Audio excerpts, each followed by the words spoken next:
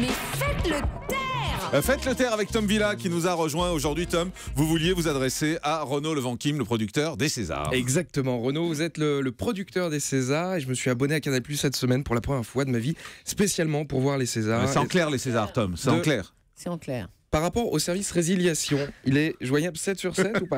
Non, bon, c'est pas grave. Cette année, le président, c'est Danny Boone. Danny Boone qui malheureusement n'a jamais eu de César. Bienvenue chez les Ch'tis, 20 millions d'entrées, rien à déclarer, 8 millions, superchondriaque, 5 millions d'entrées. Danny, continue, tu es sur la bonne voie. On espère qu'un jour tu feras un film à 200 000 entrées et là tu seras enfin nommé au César. Hein, au César, il y a toujours un film qui rafle tous les prix. L'année dernière, c'était Les Garçons et Guillaume à table, 5 Césars. L'année d'avant, c'était Amour de Michael Haneke, 5 Césars aussi. Alors, pour le film d'Haneke, je veux pas être médisant, mais en même temps, vu l'âge des acteurs, s'il n'avait pas eu cette année-là, Jean-Louis Trintignant et Emmanuel Riva, 170 ans à eux deux. On ne sait pas si c'est un vrai César ou un César d'honneur. Pas chic ça. On dit le César, c'est un coup de pouce pour ta carrière. À 85 ans, le coup de pouce, il arrive un petit peu tard. Souvent, on a entendu des nommés dire c'est pas une compétition, on ne peut pas comparer des performances d'acteurs sur des rôles différents. C'est ce qu'ont dit les perdants. Mais là, cette année, cas très rare dans l'histoire du cinéma, il y a 2 films nommés qui retracent la vie d'Yves Saint-Laurent. Donc là, il y a une vraie compétition. Ils ont eu le même sujet, tu vois. J'ai l'impression qu'on dirait un examen du bac, février, on ramasse les copies, on va voir qui c'est qui a bossé. Cas très rare quand même, s'il y avait eu la guerre des boutons, Ouais, où il y avait eu 2 films. Ouais. Voilà, mais bon, on reste sur le sujet du cinéma, donc on n'en parle pas.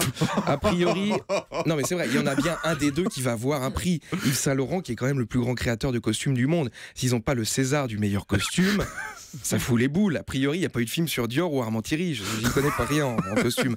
Non, mais c'est vrai. Alors, au César, il y a un peu 2 compétitions. Il y a les gros films, meilleur acteur, meilleur réalisateur, meilleure actrice. Et puis, un petit peu, bon, bah voilà, la poubelle jaune, il faut faire le tri sélectif. Les décors, le montage, le son. Là, j'imagine le réalisateur. Putain, j'ai payé 1 million Guillaume Canet. Bon, on n'a pas eu le prix. Mais heureusement que j'ai pris Jean-Mi à la perche au son. Parce qu'on a quand même eu le César. C'est pas con. Non, mais c'est vrai, c'est pourri le son. Bon, je veux pas... Nico, rallume le micro. C'est super le son, voilà. Hein. Vous ferez vos conneries d'intermittent ce soir en direct. Renaud, bon courage pour ce soir. Moi aussi, je serai au Châtelet ce soir. Enfin, je serai à Châtelet, au KFC Boulevard Sébastopol. Si vous voulez venir faire l'after, on aura un bucket. Bonne journée. Merci beaucoup, Tom Villa, que vous pouvez aller voir sur scène au Panama Café tous les jeudis et vendredis à 20h. Merci.